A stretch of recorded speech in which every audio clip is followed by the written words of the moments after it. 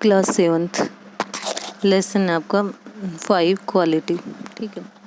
Before you read, can a shoe maker be called an artist? क्या हम एक जूते बनाने वाले को एक आर्टिस्ट कह सकते हैं? Yes, if he has the same skill and pride in his trade as any other artist. ये कहते हैं कि हम इसको कह सकते हैं। ठीक है।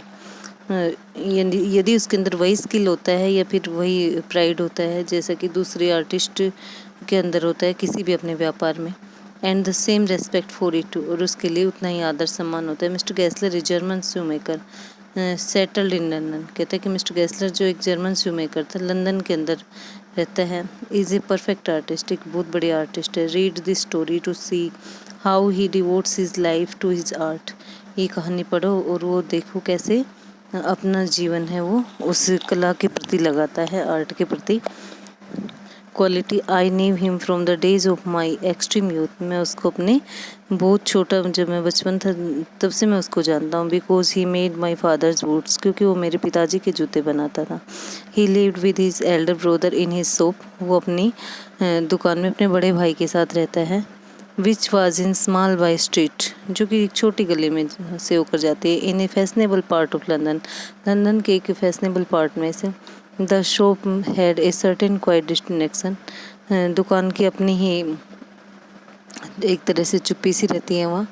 देर was no sign upon it other than the name of Gassler brothers, वहाँ कोई साइन नहीं था गैसलर ब्रदर के नाम के अलावा। And in the window a few pairs of boots, और विंडो में कुछ जोड़ी जूते रखे रहते थे। He made only what was order, जब वो ऑर्डर देता तभी बनाता था जूते। And what he made never fail to fit, और जब वो कभी बनाता था तो ऐसा नहीं होता कि वो कभी जचे ना।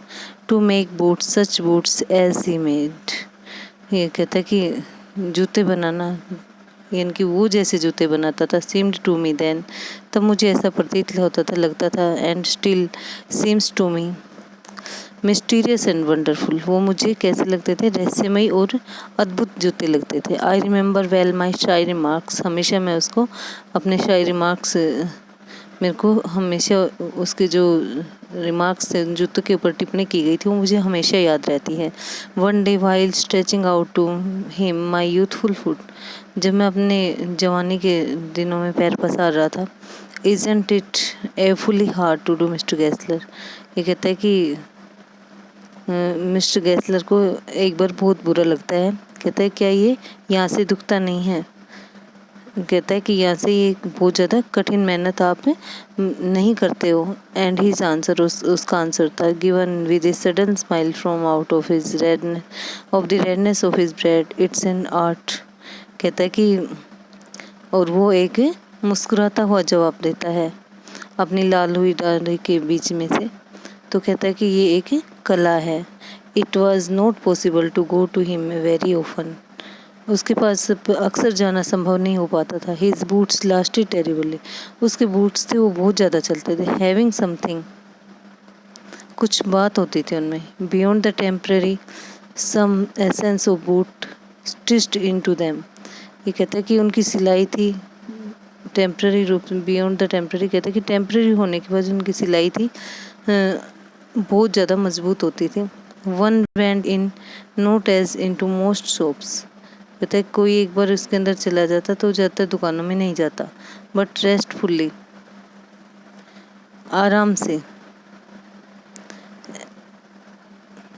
एज वन एंटर्स ए चर्च, ऐसे जाता जैसे कि कोई चर्च के अंदर जा रहा है। And sitting on the single wooden chair, और एक उस लकड़ी की काठ की कुर्सी पर बैठ जाता। वेटेड, इंतजार करता। एक गटरल साउंड, एक कर्कश सी आवाज़ आती थी वहाँ से। And the tip tap of his slippers beating the narrow wooden stairs, और उसके पैरों के चलने की आवाज़ आती थी जो लकड़ी की सीढ़ियाँ थी ऊपर जाती थी, तंग सीढ़ियाँ।